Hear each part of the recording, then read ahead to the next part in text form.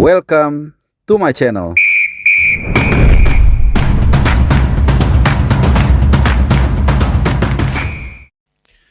Halo, salam sehat. Selamat datang kembali di channel Bung Harpa. Untuk teman-teman semua dimanapun kalian berada. Dan seperti biasa gue berharap kalian dalam keadaan sehat, bugar dan juga bahagia. Dan untuk menambah kebahagiaan kalian, kembali channel Bung Harpa akan hadir. Kali ini kita akan membahas performa beberapa pemain tim nasional kita yang ada di luar negeri. Rata-rata beritanya bagus-bagus, ya hampir semua bagus-bagus lah, ada 1-2 yang kurang, itu normal-normal aja. Jadi kita akan bahas itu. Kita tinggalkan sejenak gaji-gaji di klub Liga 1 yang belum dibayar, kita tinggalkan sejenak soal Yuran Fernandes yang dihukum begitu kejam, kita tinggalkan juga soal hukuman FIFA. Kalau hukuman FIFA nanti gue akan buat videonya sore ini setelah ini, tapi kita akan kembali bahas soal raport abroad. Ini banyak yang bagus beritanya seperti yang gue bilang di awal. Ada Bang Jai yang luar biasa bersama Venezia, ini memang pemain idola gue. Kemudian juga Calvin Verdong, kalian mungkin semua sudah dengar. Dan juga ada beberapa pemain lainnya yang juga mencatatkan hasil lumayan bagus di Eredivisie. Nah, kita ke Eredivisie dulu teman-teman.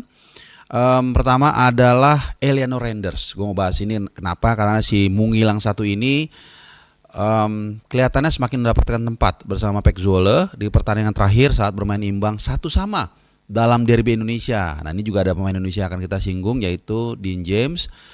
Pek Zwolle main 1-1 dengan Go Ahead Eagles, di mana Eleanor Renders di situ main full sebagai bek kanan, dan ini sudah 3 pertandingan berturut-turut. Dia main sebagai starter dan main full, tidak digantikan 1 detik pun. Artinya ini satu sinyal juga, pasti Patrick Kluivert dan Alex Pastoor seyogyanya memperhatikan soal performa atau fenomena ini.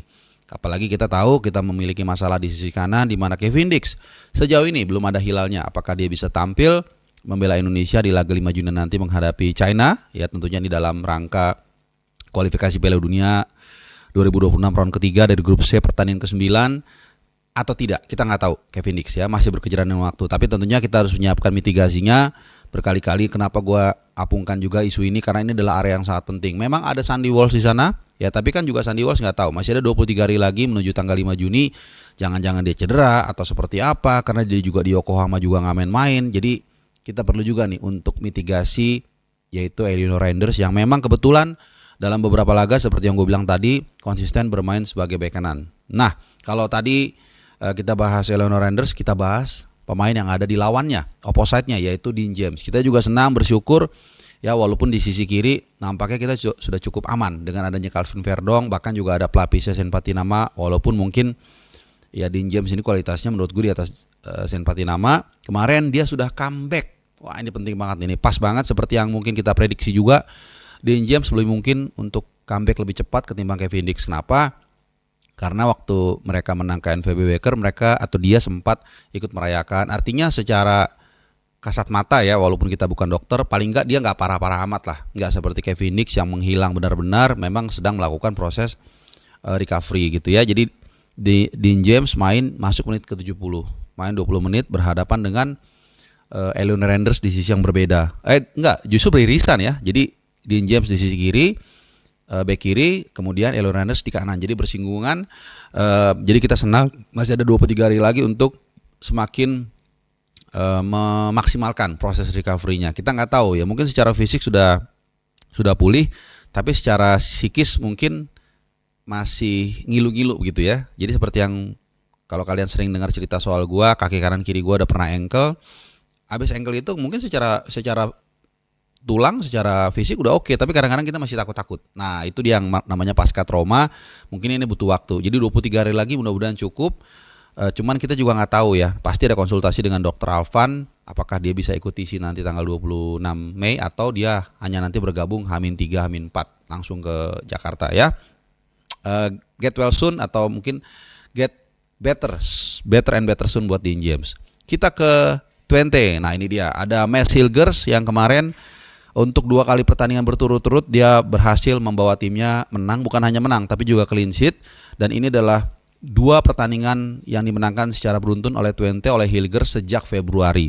Jadi sudah 3 bulan itu Twente agak turun performanya, tapi 2 pertandingan terakhir perform Terakhir mereka mengalahkan Utrecht 2-0, sebelumnya mengalahkan Sparta Rotterdam 2-0 juga, dan di situ dua pertandingan itu Mads Hilgers main secara full, tidak tergantikan dan mencatatkan clean sheet dua-duanya dengan skor kembar 2-0. Nah, masih di Eredivisie kali ini top of the cake-nya ya dari semua berita di Eredivisie nih, sebelum nanti kita ke Bang Jai, di mana di pertandingan tersebut Calvin Verdonk, pemain yang mungkin salah satu yang paling konsisten di timnas, mencatatkan sejarah ya. Dia menjabat sebagai ban kapten, kemudian juga ya tentunya ikut coin toss bersalaman dengan kapten Ajax Jordan Henderson ya, mantan kapten Liverpool. Kemudian dia main sebagai bek kiri dalam formasi 4 back dan menang 3-0 di Johan Cruyff Arena. Jadi sesuatu yang luar biasa, pemain yang kalau gua nggak salah mengawali karirnya menghadapi di round 2 ya, menghadapi menghadapi Vietnam atau Irak, gue lupa ya, pokoknya di antara itu. Dan so far ini adalah catatan clean sheet dia yang ke-9.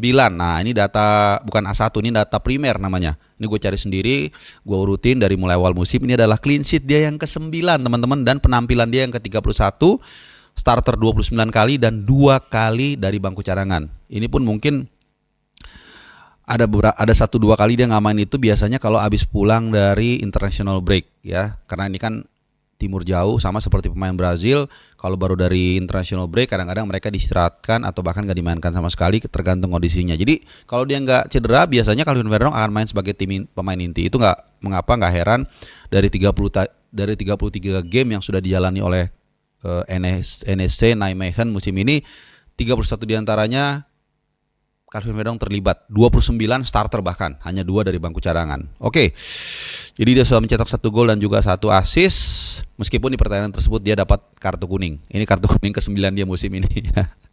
Lumayan banyak.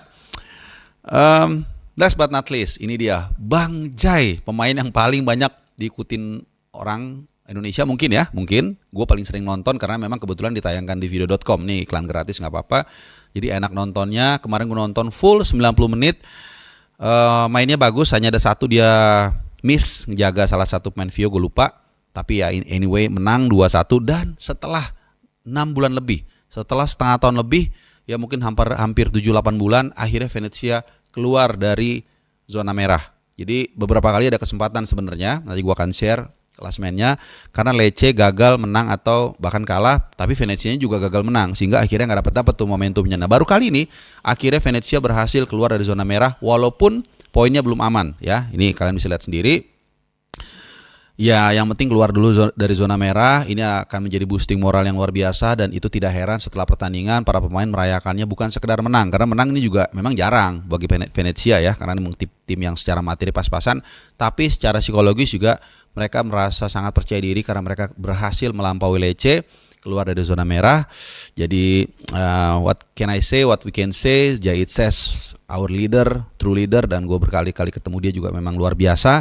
Dia berhasil menggendong beban begitu berat ya, karena timnya susah mencetak gol. Ada banyak Yeboah kalau nggak salah pernah one-on-one juga dengan De Gea tapi gagal mencetak gol ya. Jadi 5 kesempatan 1 gol ya, berat juga ya. Di saat yang sama pertahanannya diserang mulu. Jadi akhirnya Bang Jai harus mati-matian menjaga gitu ya, menjaga pertahanannya. Tapi anyway, kemenangan ini kita sambut dengan sangat luar biasa, dengan sangat senang, dan bahkan di beberapa WhatsApp grup juga ada di Garuda Qatar itu langsung share begitu happy. Jadi ya kita senang semua, mudah-mudahan timnya bisa bertahan di Serie A seperti Como juga, dan yang pasti dia harus bugar karena kita menantikan keteladanan dia, kepemimpinan dia tanggal 5 dan juga 10 Juni pada kualifikasi Piala Dunia 2026 ketiga ya. Karena kita perlu sosok dia, dan juga tentunya nanti ada Emil Audero yang akan mengisi posisi di bawah mister gawang, di mana 2 pemain ini kita tahu juga tentunya komunikasinya lebih mudah.